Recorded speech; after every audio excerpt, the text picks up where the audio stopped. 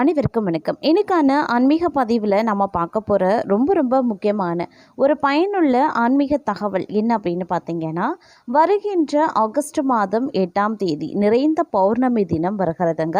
இது ஆடி மாதத்தில் வரக்கூடிய வெள்ளிக்கிழமையோடு இணைந்து வரக்கூடிய பௌர்ணமி தினம் அப்படின்னு சொல்லலாம்.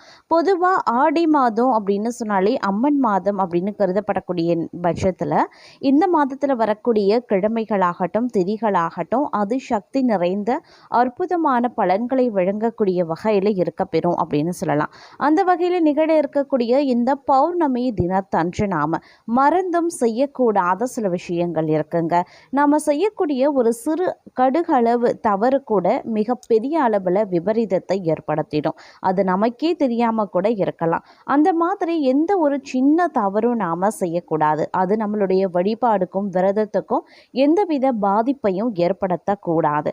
அப்படின்றவங்க கண்டிப்பாக இந்த மாதிரியான விஷயங்களை நாம் கடைபிடிச்சே ஆகணும் அப்படின்னு சொல்லலாம்.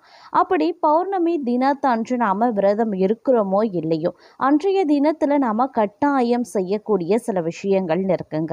அது என்னென்ன அப்படிங்கிறத பற்றி தெரிஞ்சுக்க போகிறோம். அது மட்டும் இல்லாமல் செய்யக்கூடிய விஷயங்களும் இருக்கிறது. அன்றைய தினத்தில் எவ்வாறு நாம் எளிமையான முறையில் விரதங்களை கடைபிடிச்சு நாம் நம்மளுடைய அதீத பலன்களை மிகுதியான பலன்களை பெறலாம் அப்படிங்கிறத பற்றியும் தொடர்ந்து பார்க்க போகிறோம். ஸோ இந்த பதிவு உங்களுக்கு பல வகையில் நன்மையை ஏற்படுத்தும். வீடியோவை ஸ்கிப் பண்ணாமல் கடைசி வரைக்கும் பாருங்கள். வீடியோக்குள்ளே போகிறதுக்கு முன்னாடி இது வரைக்கும் நீங்கள் நம்ம சேனலை சப்ஸ்கிரைப் பண்ணலை அப்படின்னா உடனே சப்ஸ்கிரைப் பண்ணிக்கோங்க. அப்படியே பக்கத்தில் இருக்கக்கூடிய நோட்டிஃபிகேஷனுக்கான பெல் பட்டனையும் ப்ரெஸ் பண்ணிக்கோங்க. சரி நேயர்களே, வாங்க வீடியோக்குள்ளே போகலாம். தமிழ் மாதங்களில் பற்பல சிறப்புகளை கொண்ட ஒரு அற்புதமான மாதமாக ஆடி மாதம் திகழுது. இந்த ஆடி மாதத்தில் தான் பெண் தெய்வங்களுக்கான வழிபாடுகள் பூஜைகள் போன்றவை மிகச்சிறப்பாக செய்யப்படுதுங்க. மேலும் இந்த ஆடி மாதம் இனி வரவிருக்கக்கூடிய பண்டிகை நாட்களினுடைய தொடக்க மாதமாகவும் இருக்கும். தெய்வங்களுக்கு மட்டுமே முக்கியத்துவம் அளிக்கப்படுறதுனால தான் இந்த ஆடி மாதத்தில் திருமணம், புது வீடு புகிறது போன்ற சுப நிகழ்வுகள், காரியங்கள் இது எதுவுமே செய்யறது தவிர்க்கப்படுது. அத்தகைய ஆடி மாதத்தில் வருகின்ற ஒரு மிக அற்புதமான தினம் அப்படின்னு சொன்னால் ஆடி பௌர்ணமி தினம் அப்படின்னு சொல்லலாம். இந்த ஆடி பௌர்ணமி தினத்தில் நாம் செய்ய வேண்டியவை என்ன அப்படிங்கிறத பற்றியும் செய்யக்கூடாதவை என்ன அப்படிங்கிறத பற்றியும் தெரிஞ்சுக்க போகிறோம். அதிலும் நாம் இந்த ஆடி மாதத்தில் வரக்கூடிய பௌர்ணமி விரதத்தை எவ்வாறு சிறப்பாக கடைபிடிக்கலாம் அப்படிங்கிறத பற்றியும் நாம் தெரிஞ்சுக்க போகிறோம். ஸோ இந்த பதிவு உங்களுக்கு பல வகையில் நன்மையாகவே இருக்குங்க. அதாவது ஆடி மாதம் அப்படின்னு சொல்லும் போதே இறைவனுக்குரிய ஒரு மாதம். நாம் செய்யக்கூடிய வழிபாடுகளால் தெய்வங்கள் எளிதில் மனம் மகிழ்ந்து நம்மளுடைய வீடு தேடி அருள் செய்து நம்மளுடைய கஷ்டங்களை எல்லாம் நீக்கும் அப்படிங்கிறது ஐதீகம். அதனால தான் பலரும் ஆடி பௌர்ணமியில் குலதெய்வத்திற்கு சிறப்பு பூஜைகள் செய்கிறதையும் குலதெய்வத்தை வீட்டிற்கே அழைத்து படையலிட்டு வழிபாடு நடத்துறதையும் வழக்கமாக கொண்டிருக்காங்க. ஆடி மாத பௌர்ணமியில் வீட்லையும் கோவில்லையும் சிவ வழிபாடு, சிவ பூஜை செய்கிறது சிவனினுடைய பரிபூரண அருளை பெற்று தரும். அதே மாதிரி ஆடி மாத பௌர்ணமி அன்று செய்யக்கூடாத விஷயங்கள் அப்படின்னு சொல்வதுண்டு. பெரும்பாலும் என்ன சொல்லுவாங்க, பௌர்ணமி தினத்தில் செய்யக்கூடாத விஷயங்கள்னு அப்படின்னு எதுவுமே கிடையாது அப்படின்னு பலரும் இன்றளவும் நினைச்சிட்டு இருக்காங்க. ஆனால் அது முற்றிலும் ஒரு தவறான கூற்று. ஆடி மாத பௌர்ணமி பௌர்ணமி அப்படின்றது ரொம்பவும் மகத்துவம் பெற்றது. எவ்வாறு அமாவாசை திதிகளில் நாம் சில விஷயங்களில் தவிர்க்கிறோமோ அதே மாதிரி பௌர்ணமி திதியிலையும் சில விஷயங்களை நாம் கட்டாயம் தவிர்க்கணும். அதாவது விரதம் இருக்கிறவங்க அதிகாலையிலேயே எழுந்து குளிச்சுட்டு விரதத்தை ஆரம்பிச்சிடணுங்க. ஒரு சிலர் பார்த்தீங்க அப்படின்னா விரதத்தை மேற்கொள்பவர்கள் அந்த திதி இருக்கிற வரைக்கும், பௌர்ணமி திதி இருக்கிற வரைக்கும் விரதத்தை மேற்கொள்வாங்க. மதியம் வரைக்கும் பௌர்ணமி திதி இருக்குன்னா அந்த திதி நேரம் எவ்வளவு இருக்கிறதோ அந்த நேரம் வரைக்கும் விரதத்தை மேற்கொண்டு அதற்கு பிறகு அந்த விரதத்தை நிறைவு செய்து கொள்வாங்க. ஆனால் அப்படி இருக்கக்கூடாது. ஒரு நாள் முழுவதும் நாம் உபவாசம் இருப்பது அப்படிங்கிறது ரொம்ப முக்கியமான ஒன்று. அதிகாலையில் நாம் விரதத்தை தொடங்குறோன்னா கட்டாயம் 6 மணி வரைக்கும் நாம் விரதத்தை கடைபிடித்தே ஆகணும். அது மட்டும் இல்லாமல் அன்றைய தினத்தில் வந்து மாமிசம் சாப்பிட்றத வந்து அறவே தவிர்ப்பது அப்படிங்கிறது ரொம்ப ரொம்ப முக்கியமான ஒன்று. இந்த பௌர்ணமி விரதம் அப்படிங்கிறது ஆண்களும் பலரும் மேற்கொள்கிறாங்க, பெண்களும் வந்து மேற்கொள்வதுண்டுங்க. அந்த வகையில் ஆண்கள் மேற்கொள்கிறார்கள் அப்படின்னா அன்றைய தினத்தில் வந்து கெட்ட பழக்க வழக்கங்களை தவிர்ப்பது ரொம்ப ரொம்ப நல்லது. அதாவது மது மாமிசம் சாப்பிட்றது, புகைப்பிடிக்கிறது, இந்த மாதிரியான விஷயங்களை அறவே தவிர்க்கணும். ஆண்களும் அதிகாலையில் எழுந்து குளித்து முடித்துவிட்டு தங்களுடைய விரதங்களை வந்து மேற்கொள்ளணும். அன்றைய தினம் முழுவதும் நாமம் இறைவனை பற்றிய சிந்தனைகள் மட்டும்தான் இருக்கணும். அதே மாதிரி தாங்க பெண்களும் இறைவனினுடைய சிந்தனைகள் மட்டுமே இருக்கக்கூடிய ஒரு நேரமாகவே இருக்கிறது. அந்த நேரத்தில் போய் நாம் சினிமா பார்க்குறது, சினிமா பாடல்களை கேட்குறது, மற்ற சமூக வலைதளங்களில் பார்க்கறது, அதில் நாம் முழு மூச்சாக இருக்கிறது, இந்த மாதிரியான விஷயங்களை வந்து அறவே தவிர்ப்பது ரொம்ப ரொம்ப நல்லது. அன்றைய தினம் பௌர்ணமி தினம் முழுவதும் நாம் விரதம் மேற்கொள்கிறோம் அப்படின்னா சைவ உணவுகள், அசைவ உணவுகள் அப்படின்னு இருக்கக்கூடிய பட்சத்தில் நாம் மாமிச உணவுகளை வந்து முற்றிலுமாக தவிர்ப்பது ரொம்ப ரொம்ப நல்லதுங்க.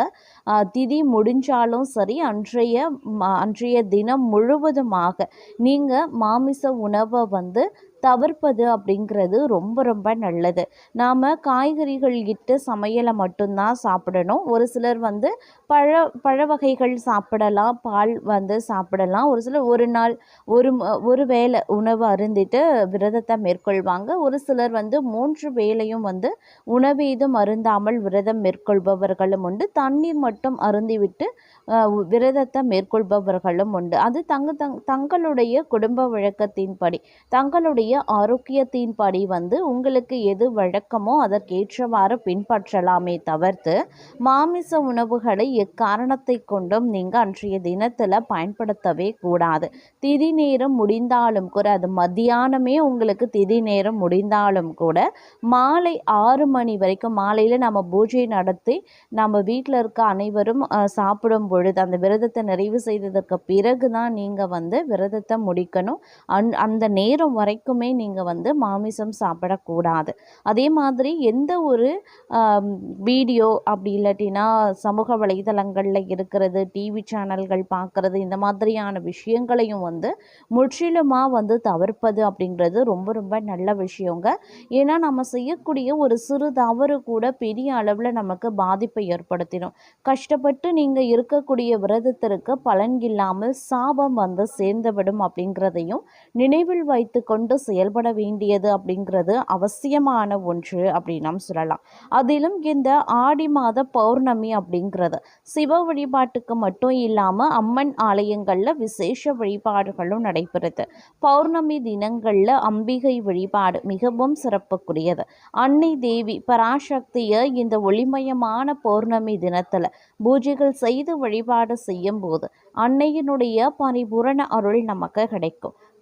பௌர்ணமி அன்று கோவில்கள்லையும் வீட்லையும் விளக்கேற்றி வழிபடுறதுனால ஏராளமான நற்பலன்களை நம்மளால் அடைய முடியும்.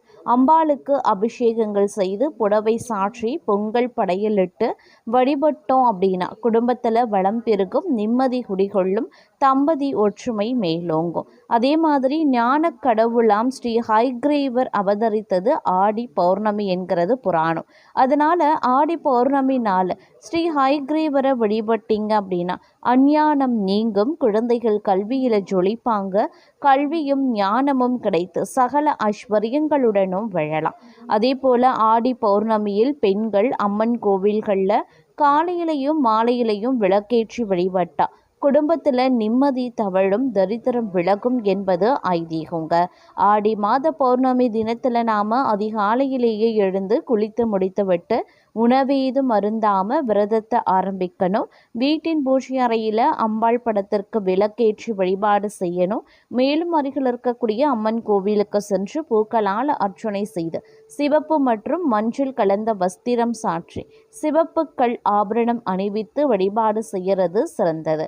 இவ்வாறு நாம் ஆடி பௌர்ணமி தினத்தன்று அம்பிகைக்கு பாலபிஷேகம் செய்து வாழைப்பழம் கலந்த சாதத்தை நெய்வேத்தியம் செய்து வழிபாடு செய்கிறது மிக அற்புதமான பலன்களை கொடுக்க உள்ளது. அதற்கு பிறகு நெய்வேத்திய பிரசாதத்தை கோவிலில் இருக்கக்கூடிய பக்தர்களுக்கு பிரசாதமாக வழங்கலாம். இவ்வாறு நாம் வழிபடக்கூடிய பட்சத்தில் குழந்தை பேறு கிடைக்காமல் தவிப்பவர்களுக்கு குழந்தை பாக்கியங்கள் உண்டாகும், வியாபாரங்களில் எதிர்ப்புகள் நீங்கி லாபங்கள் பெருகும், குடும்பத்திலையும் மகிழ்ச்சி பெருகும்.